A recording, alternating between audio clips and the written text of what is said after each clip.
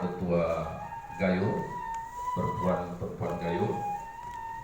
Tepung tawar ini terdiri dari Syederalun, Kepala Perpustakaan Nasional M. Syarif Bando mendapat kehormatan dan kemuliaan dari masyarakat Gayo yang ditandai dengan penyematan kain adat Upuh Ulen-Ulen oleh Bupati Aceh Tengah saat membuka dialog pameran bazar dan pagelaran budaya Gayo di Gedung Perpustakaan Nasional Jakarta pada Kamis 21 Juli 2022.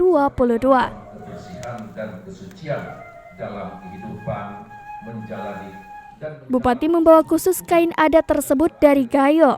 Upacara penyematan diawali dengan mu'aloy M. Syarif Bando oleh penari Sanggar Pegayon dan membimbingnya untuk duduk bersila di atas ampang, tempat duduk untuk tamu kehormatan yang terbuat dari anyaman tikar pandan dengan hiasan motif Gayo. Kepemimpinan rumah tangga dan di bahunya pula lah terpikul beban kewajiban mencari nafkah. Selanjutnya, 3 perempuan Gayo dari Musara Gayo Jara atau MGJ melakukan tepung tawar dengan peralatan petawaren terdiri dari oros, ongkal, bebesi, wih, dan dedingin.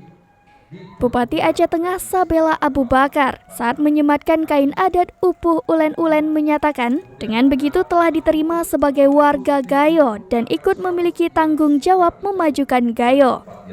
Pesan adat melambangkan kuatnya iman di dalam dada. M. Syarif Bando merasa terhormat mendapatkan penghargaan itu dan mengatakan itu bukanlah untuk dirinya pribadi, melainkan secara kelembagaan Perpustakaan Nasional. Ketua MGJ Ahyar Gayo menyampaikan, kegiatan tersebut dimaksudkan untuk mendorong pembangunan Gayo dalam bidang budaya, pariwisata, dan entrepreneurship.